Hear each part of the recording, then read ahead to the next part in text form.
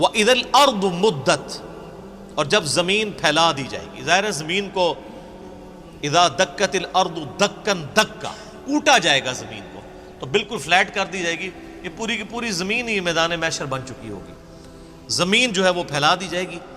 وَأَلْقَتْ مَا فِيهَا وَتَخَلَّتْ، اور زمین ہر وہ چیز باہر پھینک دے گی جو اس کے اندر ہے. زمین اپنے اندر کی ساری چیزیں باہر پھینک کے خالی ہو جائے گی. مراد جو اس نے اپنے اندر جو ہے وہ مردے ہزاروں لاکھوں سال سے اپنے اندر سموئے ہوئے ہوں گے، وہ سب کے سب مردے باہر نکال دے گی. اللہ تعالیٰ ان کو زندہ کر دے گا.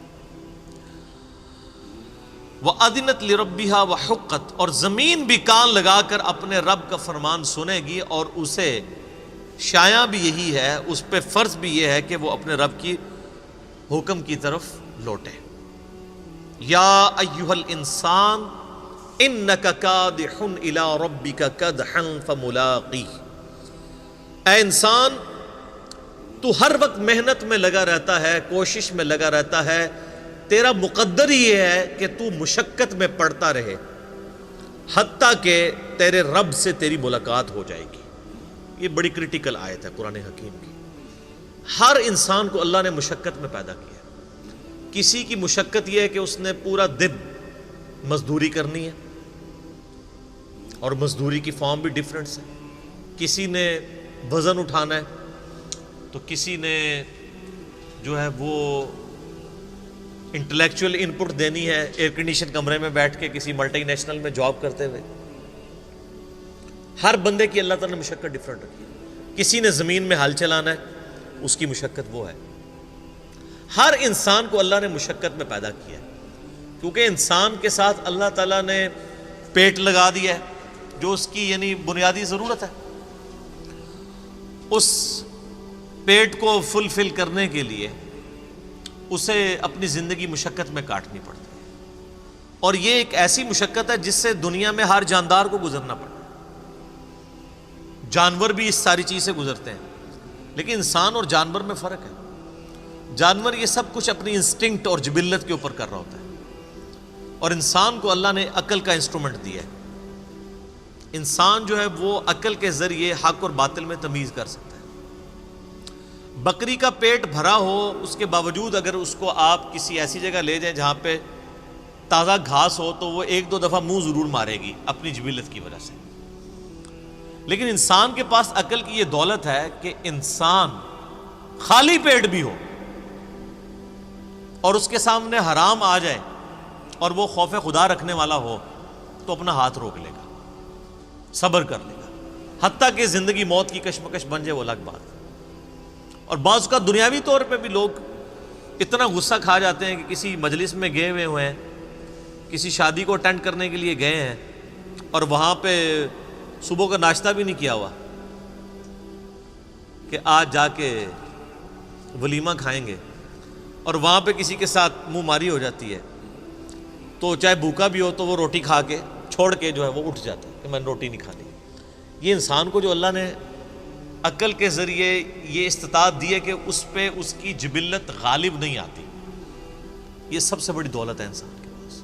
یہ اسی لیے دی ہے کہ تاکہ انسان گیون سرکمسٹانسز میں بھی خدا کے خلاف، اللہ کے خلاف بغاوت نہ کرے اپنی عقل کو استعمال کر کے. جنید بغدادی کا ایک قول بڑا مشہور ہے.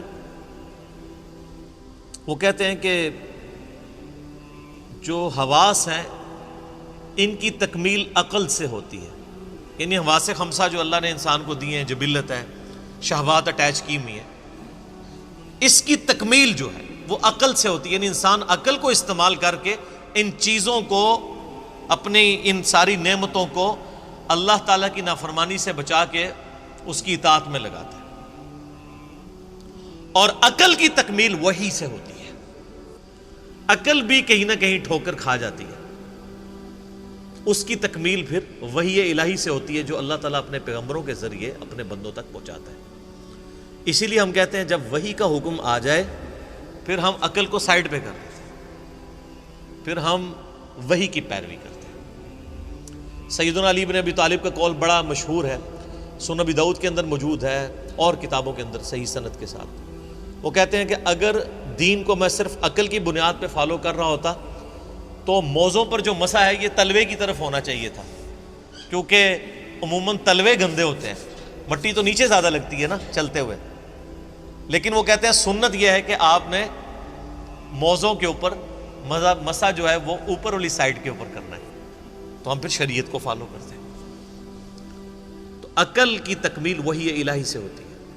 تو ہر جاندار مشقت میں، آپ دیکھیں چڑیا بھی صبح سویرے نکلتی ہیں اور شام کو پیٹ بھر کے خود بخود نہیں بھرتا، ان کو ایفرٹ پٹ کرنی پڑتی، انسان کو بھی ایفرٹ پٹ کرنی پڑتی۔ تو اللہ تعالیٰ ہمارا اے انسان میں نے تیرا مقدر کیا ہے کہ تو نے مشقت میں رہنا ہے، حتیٰ کہ تو اپنے رب کے پاس آ جائے۔ یہی اکثر کہتے ہیں کہ دنیا کے کام تو نہیں ختم ہونے، لوگ کہتے ہیں جناب وہ درس میں نہیں ہے، وہ فارغ نہیں تھے، یعنی یہ فارغ بندوں کا کام ہے۔ بھئی اسی ٹائم میں سے ٹائم نکالنا ہے نا اللہ کے لیے، گیون سرکمسٹانسز میں۔ انسان کو تو پیدا ہی مشقت میں کیا گیا ہے، اسی مشقت میں سے آپ نے اپنے آپ کو فری کرنا ہے۔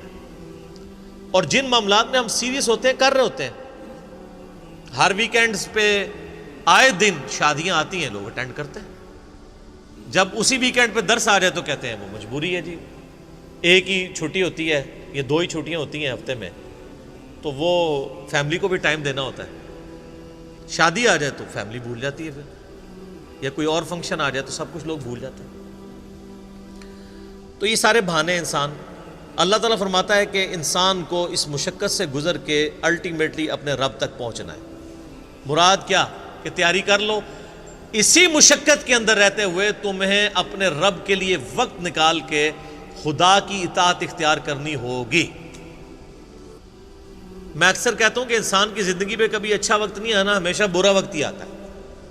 ہر انسان نے اپنے دماغ میں کوئی چیز رکھی ہوتی ہے کہ بس میرا یہ کام ہو جائے تو انشاءاللہ پھر تو میں مسجد میں بیٹھا رہوں گا،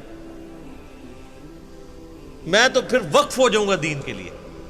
لیکن آپ دیکھیں گے جو انسان بڑی عمر کی طرف بڑھتا ہے تو پہلے سے زیادہ ورسٹ وقت انسان کے اوپر آتا ہے۔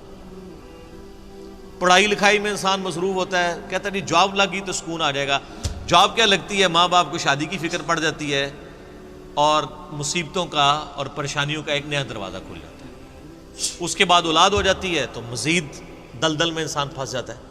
تو انسان اگر اپنے ماضی میں جھانک کے دیکھے تو اکثر انسان اسی رزلٹ پہ پہنچیں گے کہ انسان کا ماضی سکون میں تھا، حال اور مستقبل مشکل در مشکل ہوتے جا رہے ہیں۔ تو لہٰذا یہ تو کیڑا دماغ سے نکال دیں کہ دماغ میں یہ بات کہیں سے نہ آئے کہ کوئی میری زندگی میں اچھا وقت آئے گا تو میں خدا کو رسپانس کروں گا، ایسا نہیں ہونا۔ آندہ آنے والا وقت آپ پہ برا ہی آنا ہے، مصروفیت کے اعتبار سے بھی، رسپانسبلٹیز کے اعتبار سے بھی، کیونکہ اللہ تعالیٰ فرما دیا کہ تیرا مقدر کر دی ہم نے مشقت، اور اسی مشقت میں انک کادح الی ربک کدحا فملاقی، حتیٰ کہ تو اپنے رب سے ملاقات کر لے گا۔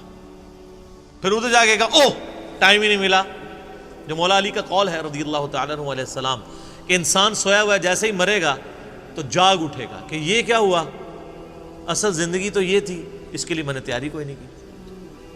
وَلِعَوْذُ بِاللَّهِ تَعَالَى اللَّهُمَّ مَنْ أَحْيَيْتَهُ مِنَّا فَأَحْيِهِ عَلَى الْإِسْلَامِ وَمَنْ تَوَفَّيْتَهُ مِنَّا فَتَوَفَّهُ عَلَى الْإِيمَانِ۔ صحیح بخاری اور مسلم میں آتا ہے کہ ایون نبی علیہ السلام اگر نماز کے دوران بھی قرآن کی تلاوت کر رہے ہوتے تھے اور اللہ تعالیٰ کے عذاب سے ریلیٹڈ آیات آ جاتی تھی رکت پیدا کرنے والی، تو نماز میں ہی اللہ کی طرف متوجہ ہو کر دعائیں شروع کر دیتے تھے۔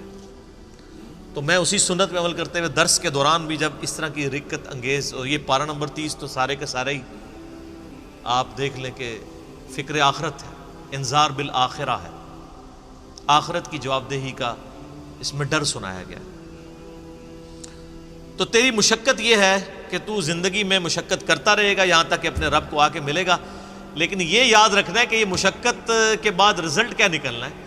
اگر اسی مشقت کے ساتھ ساتھ رب کو رسپانس کیا ہوا تو کچھ اور رزلٹ نکلے گا قیامت والے دن، اور اگر خدا کی نافرمانی کی، یہ بہانہ بنا کے کہ جی رزق حلال کمانا بھی تو عبادت ہے، اس عبادت کی وجہ سے باقی سارے فرائض چھوڑ دیے، تو چمڑی تو اتر جانی ہے۔ اللہ نے تو ٹوٹل پیکج لینا ہے نا آپ سے۔ یہ تو نہیں ہے کہ انسان جو ہے وہ رزق حلال کی تلاش کے اندر اللہ تعالیٰ کے حکم عدولی کر دے باقی معاملات کی، ایسا نہیں ہے۔ ہر معاملے میں اللہ تعالیٰ کو رسپانس کرنا ہے۔